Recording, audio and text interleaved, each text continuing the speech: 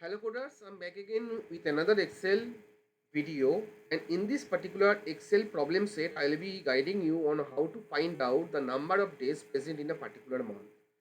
So as you can already assume that if it is a leap year, then it will be 28. If it is not, then 29. Also for 12 months, if you just write it down manually, the 31, then 30, then 31, then 30, and for the 12 months it will take up a lot of time. So how can we use Excel to automate these tasks? So what we'll be doing is that we'll be writing simply Jan and then 25 this financial year, and we will be using Excel's autofill feature to just generate up to December. So here it's December 25, fine.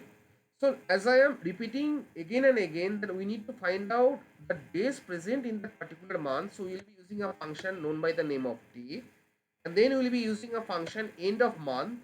So as you can see, it is showing that the Excel is just giving you a suggestion, textual suggestion, that it returns the serial number of the last day of the month before or after a specified number of month. The last day of the month. Fine.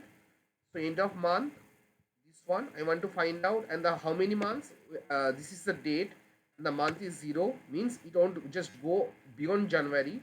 So let me close the two braces and press enter. So we are having 31 days, and if we just drag all the way across to the down, we can use Excel's autofill feature to just calculate it out.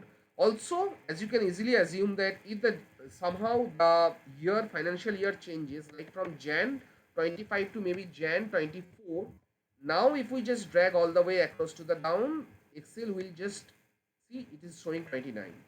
So in this way you can use Excel to find out the number of days present in a particular month of a financial year. Thank you all guys, and happy coding.